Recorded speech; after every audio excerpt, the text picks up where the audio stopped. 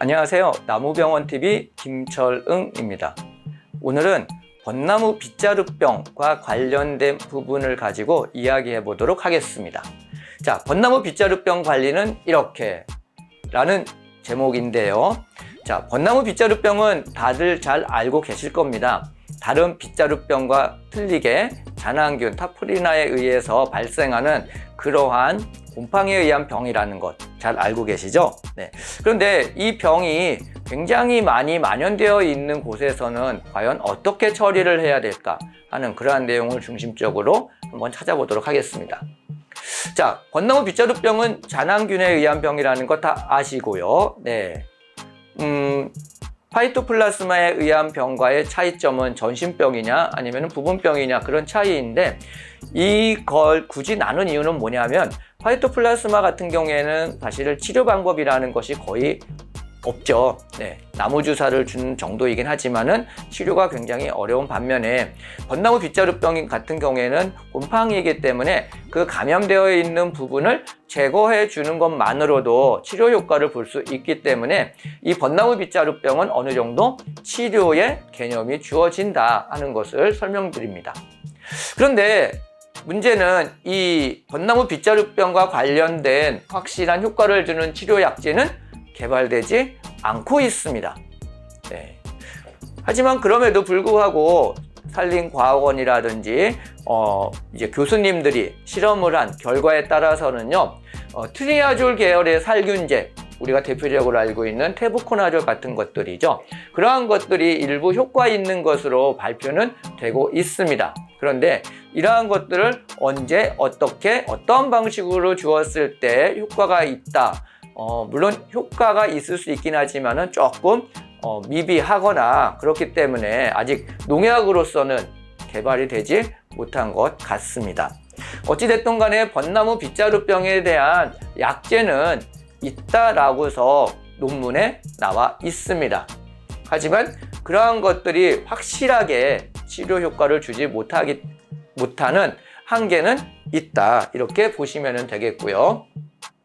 자, 여기서 보시면은요, 뒤쪽에 있는 사진 보시면은요, 전부 다 벚나무입니다. 꽃이 아주 활짝 잘 피어 있죠. 그런데 이 부분에서만 보시면은 이게 꽃이 안 폈어요. 꽃이 왜 안 폈을까 생각을 해보서 가보니까는요, 이 초록색에 있는 부분에서는요, 아주 작은 잎들이 나오고 있었습니다. 네, 그러니까 이것이 바로 벚나무 빗자루병의 대표적인 증상이죠. 그래서 꽃이 피지 않는 그러한 대표적인 병이고요. 한 나무 안에서도 옆에 있는 가지는 꽃이 피지만 다른 가지에서는 꽃이 피지 않는 부분적인 피해 증상을 보여주고 있는 그러한 사례가 되겠습니다. 자, 그래서 조금 전에 사진은 꽃이 필 때이고요. 꽃이나 잎이 없을 때는 일반적으로 이러한 증상이 나타나죠. 벚나무 빗자루병 그러면은요, 멀리서 보았을 때 쌀이 빗자루와 같은 이러한 모양을 띠게 되는데요. 이 병든 가지를 제거하는 사업이 매년 많이 벌어지고 있습니다. 우리가 잘 알고 있는 진해, 지금 창원시로 이제 통합이 되었죠.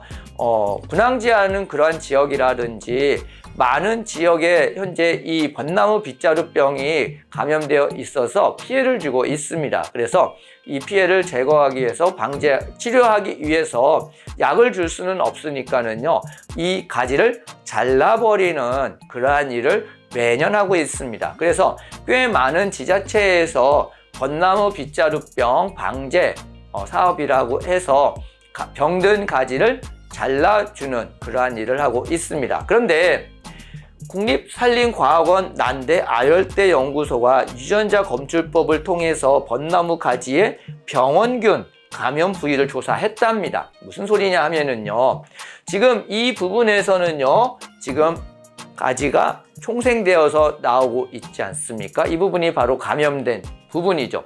그러면은 이 감염된 부분으로부터 어느 정도 길이까지 과연 이 타프리나가 살고 있을까 하는 겁니다. 이거 굉장히 중요한 부분인데요. 예를 들어 가지고 여기 이제 10cm 정도라고 말씀을 드렸는데요. 이제 10cm 정도까지 나온답니다. 먼저 결론을 말씀드리면은요. 그러니까 이 총생하는 부분에서부터 10cm 정도 되는 여기까지 이 안에는요 병원체가 살고 있더라는 거죠. 존재하더라 이겁니다. 어떻게 알았습니까? 여기 나와 있잖아요. 네, 유전자 검출법을 통해 가지고.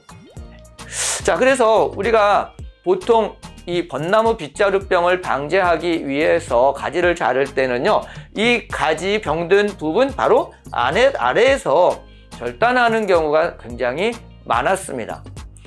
조금 이제 일을 하기 어렵다거나 그런 경우에는요, 조금 떨어져서 이 정도에서 잘라서 처리를 하는 경우가 있었다는 거죠. 근데 이렇게 해서는 효과가 없다라는 것이죠. 왜냐하면 이 감염된 부분에서부터 10cm 정도 되는 부분까지는 얘네들이 병원체가 계속 붙어 있다라는 것입니다. 그러면은 어떻게 해야 될까요? 네, 우리가 자로 잴 수는 없지만 보통 이 감염되어 있는 부분에서부터 10cm 이상 떨어진 곳에서 가지를 잘라줘야지 된다는 겁니다.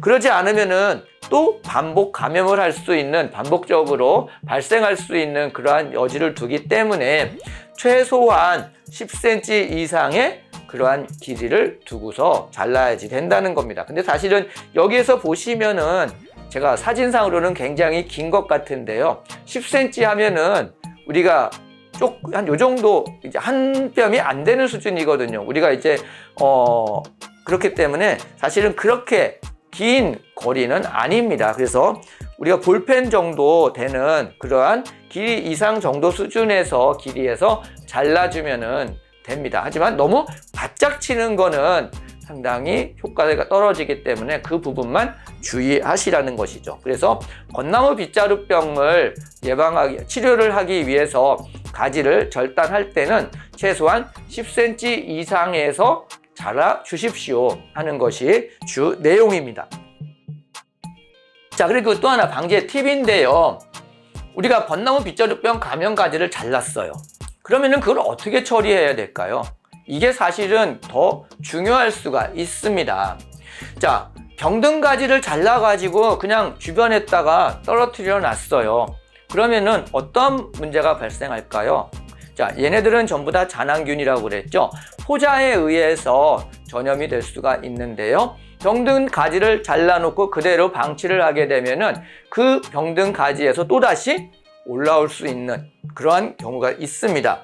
그래서 벚나무 빗자루병 같은 경우에는요, 치료를 하기 위해서 가지를 자르고 난 다음에 원칙이 뭐냐면은요, 소각 아니면은 매몰입니다.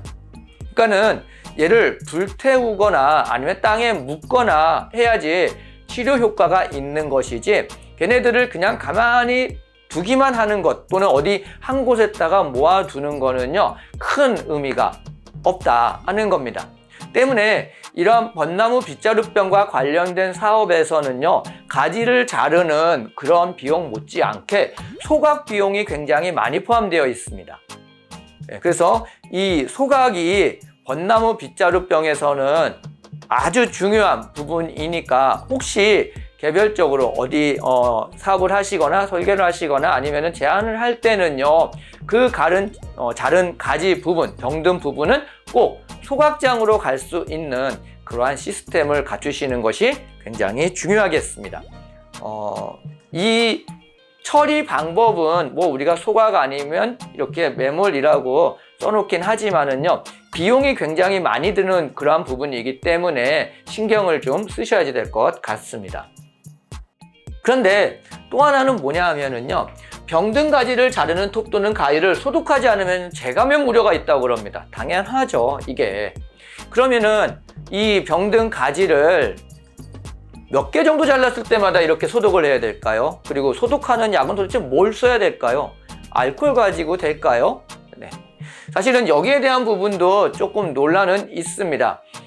하지만 우리가 아까 그 병든 부분에서부터 10cm 정도까지 병원체가 존재할 수 있다고 그랬잖아요. 그래서 소독을 하지 않는 방법은요, 한 10cm 이상 되는 부분에서 전부 다 잘라주는 방법을 쓰는 거죠. 그렇다고 해서 완벽한 거는 아닐 겁니다. 물론 이렇게 자르는 과정에서 항상 접촉이 있을 수 있기 때문에 완벽한 건 아니지만 어찌됐든 간에 가위나 톱, 우리가 직접 자르는 가위나 톱을 소독을 하지 않고 쓰기 위해서는요, 충분한 길이를 잘라주는 것이 중요하다는 겁니다. 그래야지 재감염의 우려를 조금 감소시킬 수 있고요. 또 하나는 이렇게 자른 부분에 도포제를 처리하라고 그렇게 하게 되어 있습니다. 근데 이 도포제를 처리할 때 사실은 가지치기 방식에 따라 가지고 우리가 잘랐을 때 잘 유압될 수 있는 부분에서 잘라주는 것이 사실은 이 도포제를 발라주는 것보다 더 좋을 수 있는데, 이게 굉장히 많은 양을 동시에 해야 되기 때문에 그러한 점을 찾는 것들이 굉장히 어렵습니다. 어찌됐든 간에 자른 부위를 이렇게 잘 살아날 수 있도록 또는 잘 생성될 수 있도록 도와줄 수 있는 그러한 도포제를 발라주는 것 역시 필요한 사항이다 하는 것을 여기에서 말을 해주고 있습니다. 어찌됐든 간에 어떤 도포제가 가장 좋을까 하는 거는 아직 명확하게 밝혀지지는 않았습니다. 이제 도포제의 종류 중에서는 톱신페스트라는 것이 효과가 좋다라고서, 유압 조직을 잘 아물도록 해주는 그런 효과가 있다라고서 연구 논문이 있긴 한데요. 지금 톱신페스트는 쓰기가 조금 좀 부담스러운 농약이거든요. 발암물질로 지정되어 있는 농약이기 때문에 이 농약 자체보다는 다른 농약을 쓰시는 것들이 좋을 것 같습니다. 그래서 뭐 간단한 지오판이라든지 아니면은 여러 가지 다른 이렇게 상처가 났을 때 발라주는 그러한 도포제를 발라주시면은 조금 도움이 될 것 같습니다. 네, 오늘은 벚나무 빗자루병에 대해서 설명을 해드렸고요. 벚나무 빗자루병에 감염되어 있는 가지를 자를 때는 최소한 10cm 이상의 거리를 두고서 잘라주는 것이 중요하다라는 것. 그리고 두 번째는 그렇게 자른 피해진은 꼭 소각장으로 보낼 수 있도록 조치를 하는 것이 무엇보다도 중요하다는 것을 말씀드리면서 오늘 내용 이만 마치도록 하겠습니다. 감사합니다.